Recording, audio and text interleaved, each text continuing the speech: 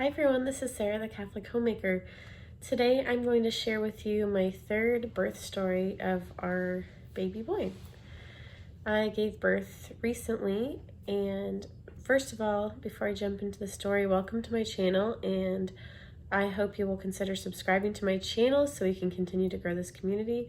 Also hit the thumbs up button if you like this video, and share it, comment below on if you have done a home birth before or anything outside of a hospital, or just even if you have done in a hospital, you can comment about your experience as well. So it all started, I was towards the end of my pregnancy, and my husband and I hadn't had a date in a while, and we were asking my parents if they could watch our two girls so that we could get a night out together and before the baby came. And so we went on a night out.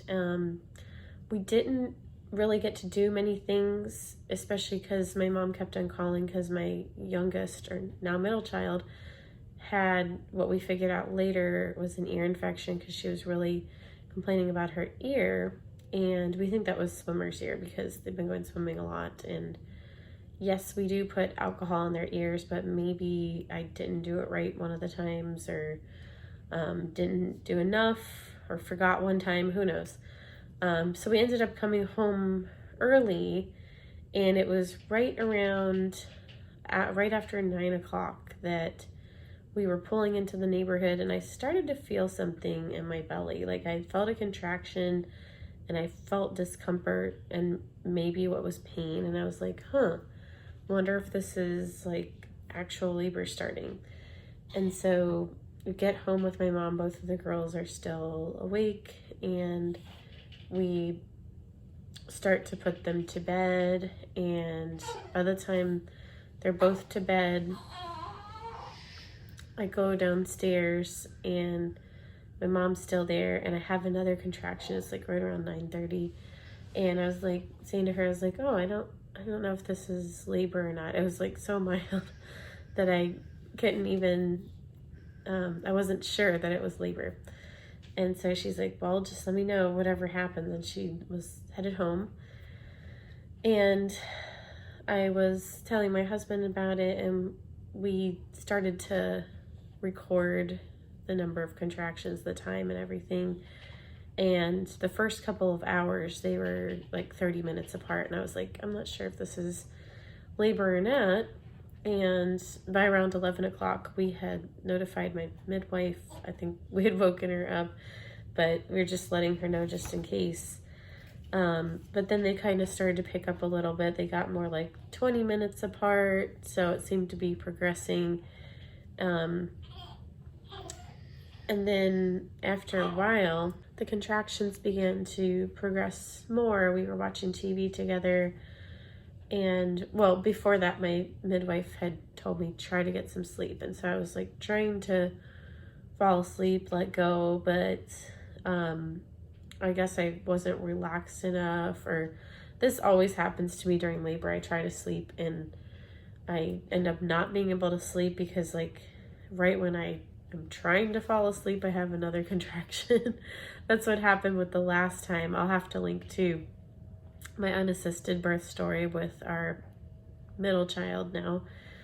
And anyway, so if you guys didn't know already, we never found out if we were having a girl or a boy, and we've never found out with any of our kids. It's always been a surprise when we've had the birth. And so anyway, I think it was around 12:30-ish that the contractions were really starting to pick up more, and we ended up calling my midwife and telling her to come, and we woke up my parents and told them to come as well. So during this time, in spite of my daughter having an ear infection, she was sleeping, and my parents' original plan was to come and get the girls and bring them home with them because they live pretty close by to us. But since they were sleeping, they decided to stay over here just to not disturb them, because they just really didn't think it was a good idea, and my husband didn't either, of the girls being here during the birth, because they thought that they were going to get too upset with it. I don't think my older daughter would have, but definitely my younger daughter. My older daughter, when my younger daughter was born, was getting upset while I was in labor, but the problem was we just, for most of the time, we just had my husband here, and he wasn't able to calm her down because she just wanted me. And so that's something that we had talked about before, that I didn't really want to be parenting during labor. I was perfectly fine with them witnessing the birth, but if it meant me having to parent during labor, that's just not something that's very pleasant when you're really trying to concentrate on giving birth in labor. So it's just more optimal if you're not parenting. But if your children are not scared by that or okay with that, or if you're okay with that, that's a different story. But I know personally for me, I just really like to concentrate on the task at hand. Also, so the midwives got here first, my midwife and her assistant, and they kind of operate more on a hands-off approach and just kind of whatever your style is. And I guess when I get into active labor, I tend to be very non-vocal, like I'm kind of internalizing my feelings, but it's hard for me to express them and voice them out loud. My parents got here sometime after the midwives, and later on they said they got about 30 minutes of sleep that whole night because they were just hearing me in labor just moaning or whatever it was. And my mom at one point said that she actually was crying because she was hearing how much in pain I was. But anyway, I spent most of the time in our tub. We did have a birthing tub that the midwife had dropped off here before me going into labor, but we didn't end up using that because I was already in the tub and I just didn't really want to leave the tub. I was afraid to leave it. But the problem with our tub is that it is very shallow and it wasn't covering my back. So I was feeling like the instinct to be on all fours and just stay in that position. By the time they arrived there, I think I may have been in active labor. I think the contractions were, they were less than 10 minutes apart. I just don't remember exactly how many minutes apart. But I was in active labor for a better portion of my labor this time. The first two labors, I think I had really long first stages of labor. And I did do the dates with every pregnancy, like 36 weeks to the end, or even before that, with 6 dates a day. There was a study with Jordan University with women eating 6 dates a day every day from 36 weeks on. And they showed that it shortened the first phase of labor by doing that. Now, I didn't really see the evidence of that with my first two labors, but who knows, maybe the first stages would have been even longer if I hadn't have done it. But this time, my first stage of labor probably only lasted like a maximum of 3 hours. This labor was almost 9 hours. It was my shortest labor so far, which was nice. But it was very difficult at the end for me. In some ways, I feel like it was my most difficult labor, even though my first labor was very, very hard for me. But it was, each one has been very different. Like the first labor, I had really horrible back labor, which is like the worst kind of labor, because it literally felt like my bones were ripping apart in my spine. And the contractions were just like 1 minute apart for a while up until I got the epidural finally. But this time it wasn't like that. I wasn't having the spinal pain like I did the first time, but it was concentrated in my lower back a lot. And after the midwives had gotten there came to a point where I started to feel bearing down sensation, and I was saying I'm pushing to them. I thought I was pushing, but they were saying to me that I wasn't actually pushing yet. It was like the stage before you push. But the problem was, once I got to that stage, I wasn't really able to progress from there. And they were saying later on that I had to have been 10 centimeters dilated. But they were confused because it was the third child. They're like, with the third child, pushing should have happened by now. And as I was saying, with me not being able to vocalize things very easily because I was just really concentrated really in my head, I finally like had the urge to say, I feel like I'm not progressing. And they said, do you want to try something else? And I said, if it'll help. And they said, you can try sitting on the toilet. And I said, okay, if that'll help. And so we tried about with 4 contractions on the toilet. It felt like I was making more progress with that, but they're like, with the third baby, like it should have happened by now. So like, let's try something else. And so we were standing up and I was like holding onto the door frame and pushing down. Well, not like actually pushing, but just having the same sensation. And that didn't work.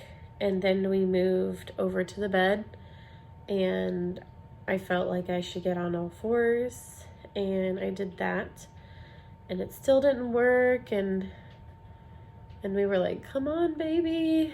And then they're like, do you want to try on your back? I'm like, I guess, if that might help. And they're like, sometimes it's counterintuitive what might work. And I said, okay. And I mean, at that point on the bed, I was like screaming my head off because of the pain. And I did not think that I would do that, because with my previous labor, I was just like doing very low moaning, and I was doing the same thing this time for most of it. But towards the end, like that's all that was coming out of me. I was really trying to do the low moaning, but like that was just naturally what was happening as a result of the pain and everything. It was just screaming with the contractions, and my husband was holding out his hand, and I was just like squeezing as hard as I could, and just but when I got on my back, they told me that it was only 2 contractions and the baby was out, like really just 2 sets of pushes, I guess is what you would say. But it was like the worst when I felt that ring of fire. I remember when I felt it with my daughter, my middle daughter, that it was actually a relief to push, because I knew it was going to be over soon. But this, it was just like, it had been so difficult. The pain had been so bad that I just didn't know when it was going to end. But it actually happened pretty fast towards the end. And then the baby came out, and my husband called out, it's a boy, we have our boy. And so, yeah, I had actually had a feeling that it was a boy for a long time, but I hadn't said because we had thought the other 2 were boys, and I just didn't want to say because we had been wrong before, but this one felt different to me. It just felt like this was something that I actually did know, and it wasn't just something that we had told ourselves. But yeah, and he like runs off to call his mom and tell my parents in the other room, and then our girls got up like right then and there. It's amazing that they slept through all that, because I really don't know how they slept through some of that. But yeah, what else? I'm trying to think. They noticed that his cord was really short because I wasn't able to pull him up all the way after pushing him out, and wasn't able to nurse him until the placenta came out. And And yeah, speaking of that, I guess it's kind of her policy it must be, to wait a long time after the placenta comes out before like cutting the cord. So I think it was at least 30 minutes before anything was clamped and cut. So that's great. Like,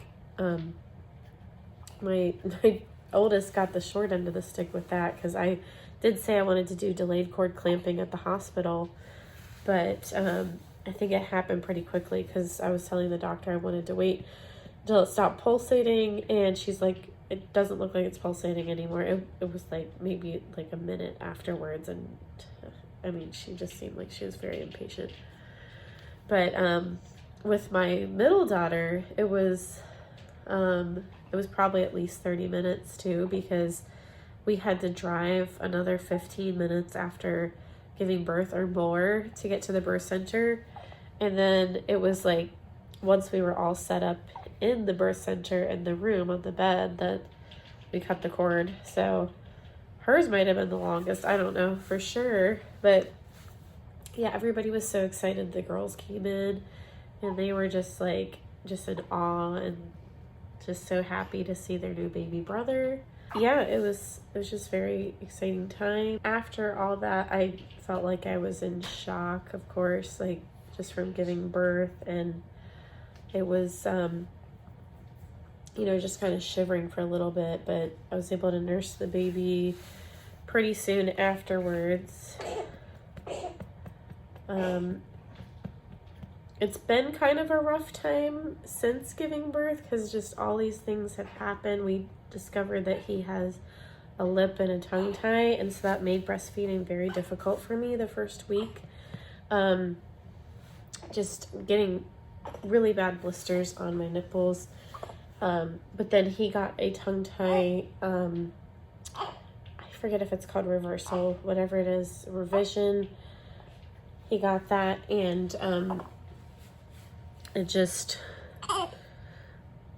immediately after getting that, it was so much easier to nurse. And he also had some jaundice, like we saw on day 2, and I think that his tongue and lip tie were probably impeding him from getting as much as he needed to eat, especially with the pain for me. But like once he got the revision, then he was eating so much better, and we were able to clear out the jaundice much faster and better. Like he's back to normal with that. But between the pain from breastfeeding, the afterbirth pains, and then that very same day I gave birth, I got a cold, and my voice was already sore from screaming, because the midwives are like, your voice is going to be sore after this. And it was pretty fast after that. It got pretty sore, but then I was like, I think this is more than just my voice being sore. I'm getting sick. And now the baby's been a little sick. I've never had a sick newborn. My middle daughter had that ear infection, which is now cleared. My oldest daughter also got a cold. I think my husband got a little sick as well, and it was just like a very hard time. It's just been one thing after the other, and but we're getting through it, and I'm very grateful that he is here, and just an exciting time overall. But anyway, I hope you have found this story to be good to listen to, and I'd love to hear from you in the comments. I hope you have a wonderful week, and may God bless you and your family.